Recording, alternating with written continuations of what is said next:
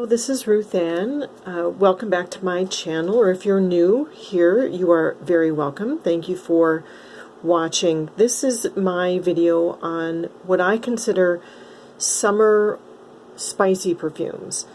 Some of them are Oriental, some of them are French, some are, well, they're just varied. But I really like kind of that old school spicy fragrance. The difference, of course, between a winter spicy and a summer is probably very obvious. Winter is going to be deeper, darker, stronger. Summer, you know, those kinds of perfumes are usually too heavy for me. I go with something lighter, perhaps blended with other aromatic notes with a lot of citrus. But all of these have a spiciness to them. Some are more prominent than others. So I have 10 fragrances and then a bonus one at the end. So I'm going to get started with Jicky. This is a classic fragrance from Guerlain. This came out in 1889. It's an amber fougere fragrance. This is very elegant, warm, very softly spicy. It's very classy, smells very expensive. I've heard this described as Shalimar's pissed off granny, which I think is kind of appropriate. It lasts a good 6+ hours. And one thing you'll notice about, I think every single one of these fragrances is they all have sandalwood in the base. But it's not that heavy winter sandalwood. These are all very light, airy, and they're lifted up very much with lighter aromatics and citrus notes. This Jicky also has lavender, which really lightens it up. It's very unisex, very light and breezy, but yet the spiciness is undeniable. It's definitely there and very enjoyable. Not too heavy. However, Jicky can be worn year-round, but it's very summer appropriate in my opinion. Next up, I have another one by Guerlain. The first 4, by the way, are going to be Guerlain's. So this is Volde Nuit. This is the EDT, and this is the only one that I've experienced with. The EDP is much more intense. The EDTs of the Guerlain classics are very summer appropriate, I have found. So those are the ones that I'm covering. Volde Nuit in the mid-notes has a lot of spices and a really woody amber base. This is a very light, breezy, airy fragrance. It's also very classy, also smells very expensive. This is the kind of fragrance that I would wear to a fancy luncheon, someplace where I really, when I was going someplace and dressing up where I wanted to feel elevated, Volde Nuit is perfect for that. This as well can be worn year-round, but I think is best worn in summer. I prefer this for daytime wear, also goes into the evening. It's very unisex, lasts a good 6 hours. The way that I think of this the most is that it's mysterious. Jicky, in my opinion, is very grounded. Volde Nuit, however, is much more mysterious. So when I want to feel mysterious, this is the one that I pick. Next up, I have Mitsouko. So this also is the EDT. The EDP, in my opinion, is too heavy for summer wear, except maybe in the evening if I was going to be strictly in air conditioning. Mitsouko is beautifully worn and is pulled off easily in the summer, in the heat. This Mitsouko EDT came out in 1919. It's a very earthy, mossy, warm, spicy. The spice in here comes from cinnamon. In the base, there is also oak moss spices and amber. It's very grounded, warm, and this one is a little sensual, I would say. It's light and warm, yet light enough for summer. So I know I've said that many times, but these perfumes are often thought of as winter, fall. I really like to wear these lots of times in the summer. When you wear these classic Guerlains, you will smell like no one else in the room. And if you want to be unique and stand out, these are ideal for that. And also not overly expensive. And then my last Guerlain is Chant d'Arôme. can read the label there, Chant. Okay, this is also an EDT in the B bottle. This is not the original cap. This is a cap from a different, I just have shoved that on there because so it had a cap.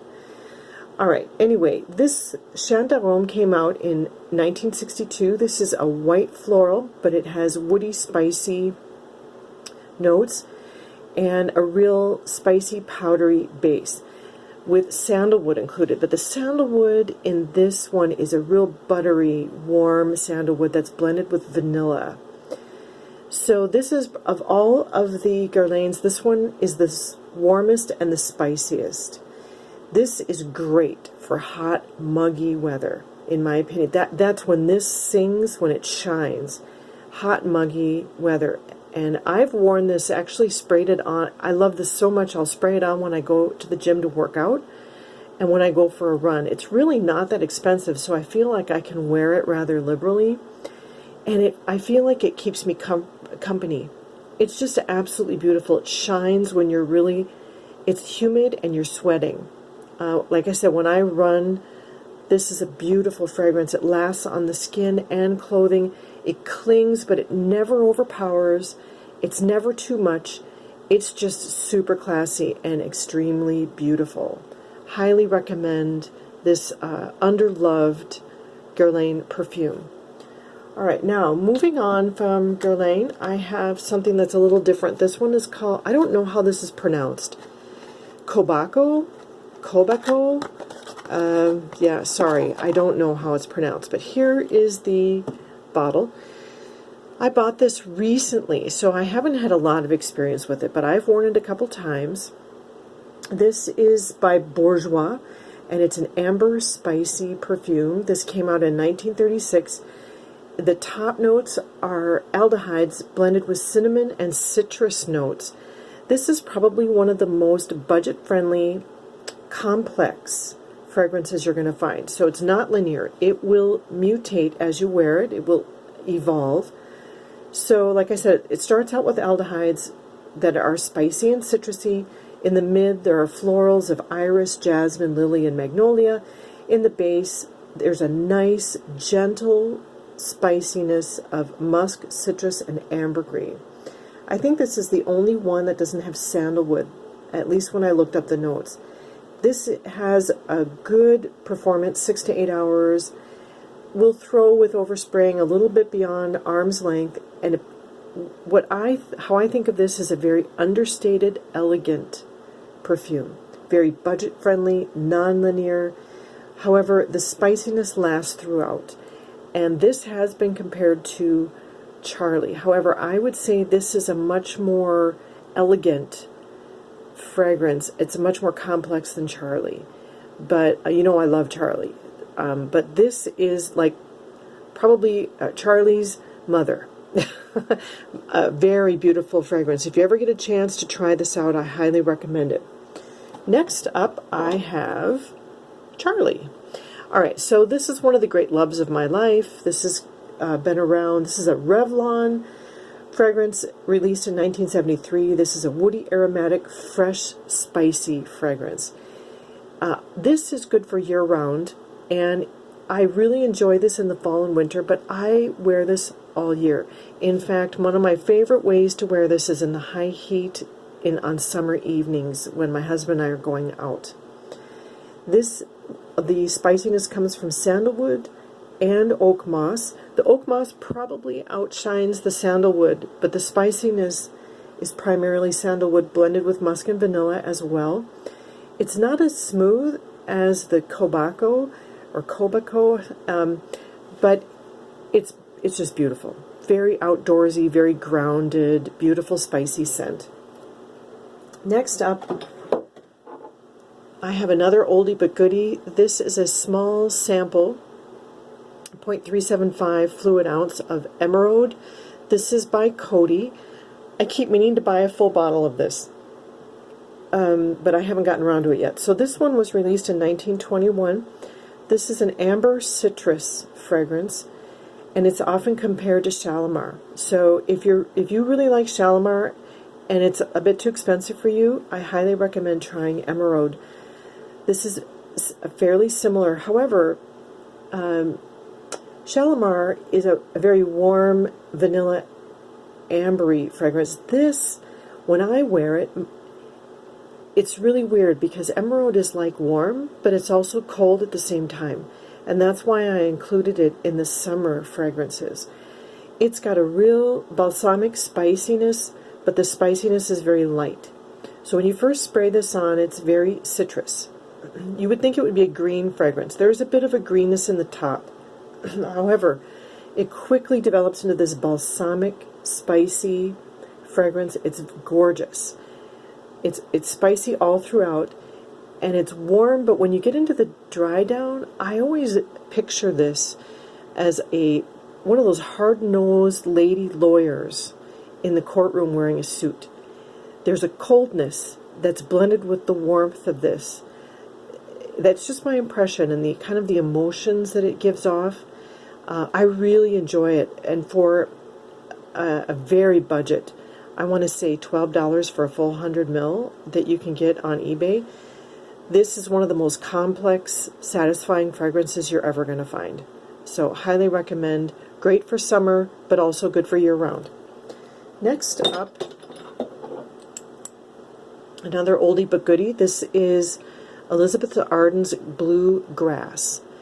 So this is very mildly spicy. This was released in 1936. Blue Grass is a warm, spicy green aromatic. It starts out as a floral aldehyde, and the white florals in the middle are very pleasant. But quickly you'll find that there's a warm spiciness that comes from clove. There's also a very unique bay leaf note in this fragrance that's absolutely beautiful, and it's very unique. I don't own anything that smells quite like this. It's a white floral. It's a green fragrance. It's also a spicy. It's very complex, also very budget friendly. But primarily the spiciness in Bluegrass comes from the clove and the sandalwood. But it's not one of those cloying, strong cloves. It's very much well blended in the background, and it adds a lot of character.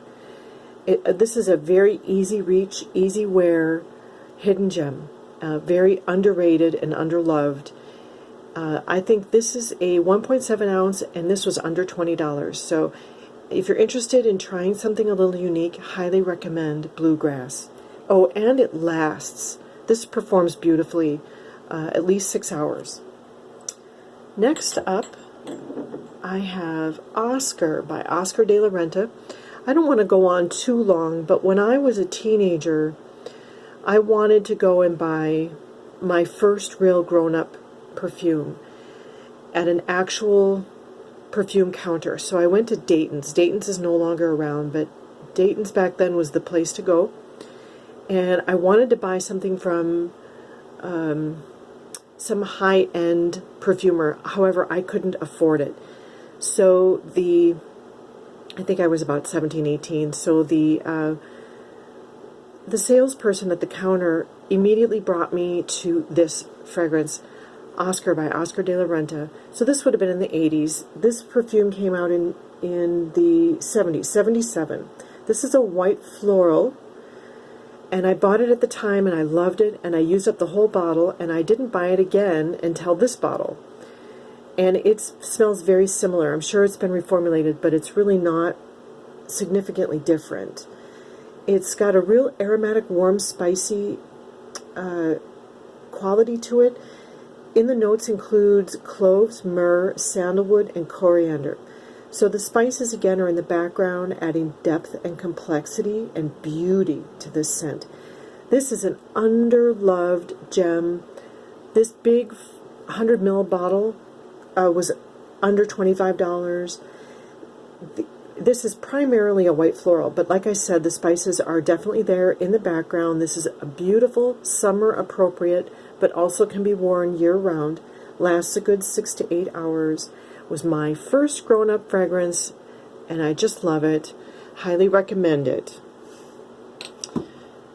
And then I have one more in the top 10. So this is Truth by Calvin Klein. This is the newest fragrance in this whole lineup. This was released by Calvin Klein in 2000. This is considered an amber woody fragrance. It's very watery in the top with bamboo notes and clover and citrus. It's very unisex. In the base, the spiciness is coming from sandalwood. There are no other spicy notes that I could find. This also has some fresh greenness, but that warm spiciness surprised me. For a Calvin Klein fragrance, I was expecting this to be kind of one of those soapy, shampoo-y freshies that they're so well known for, but this has a spiciness that goes all the way through, which really makes it unique, and in my opinion, very, very beautiful.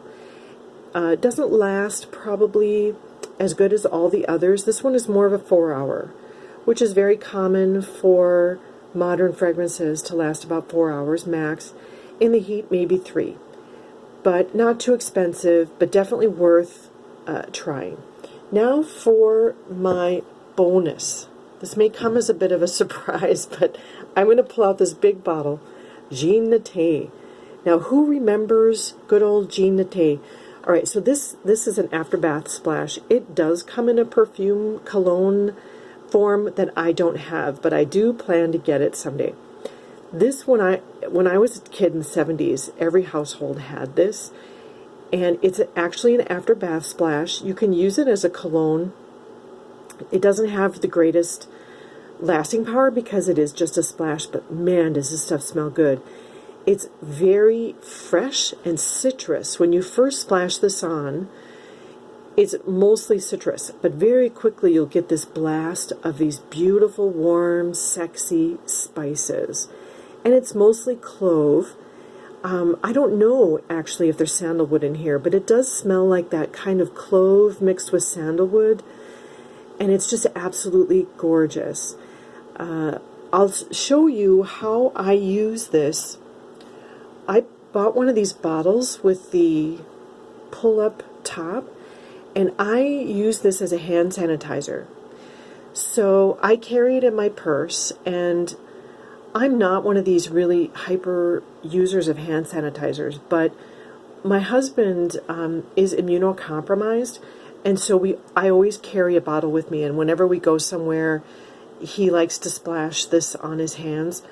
This is primarily alcohol, and these after-bath splashes are very high in alcohol content, and so it can definitely be used as a sanitizer.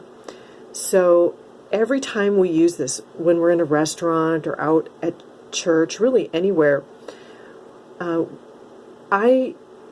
we splash this on our hands, and we both just sit there for a minute, breathing it in, saying, "Oh, this stuff smells so good. It smells so good." It's addicting, and it really makes me more likely to sanitize my hands because it smells so good. And I don't find that it clashes with any of my perfumes, because within a few minutes it's gone completely because it's a splash.